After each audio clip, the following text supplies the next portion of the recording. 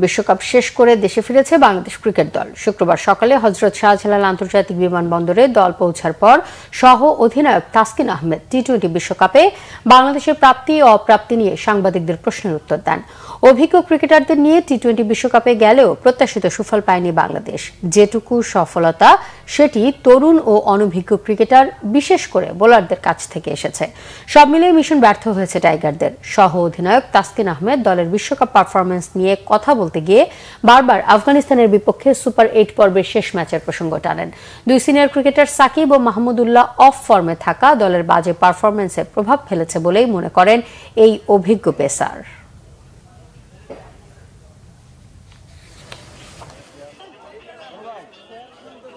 Specially দেখেন last ম্যাচটা আমরা সবাই একটু ডিসঅ্যাপয়েন্টেড হয়েছি।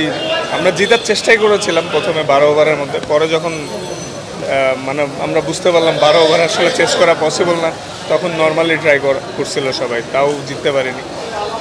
বাট হ্যাঁ, পজিটিভ সাইন আছে যে through out the tournament bowling department ভালো করছে। সুপার 8-এ উঠছি সর্বপ্রথম, এবার ওয়ার্ল্ড কাপ টি-20 ওয়ার্ল্ড কাপে আমরা 3টা জয় পাইছি। দুজন সিনিয়র খেলোয়াড়ের অফ ফর্ম আমাদের দলে, তারা অফ ফর্মে না থাকে অবশ্যই আমাদের ইফেক্ট পড়েছে, কিন্তু মাঠের বাইরে ইফেক্ট পড়ে না, কারণ মাঠের বাইরে তারা সবসময় গুড টিম ম্যান।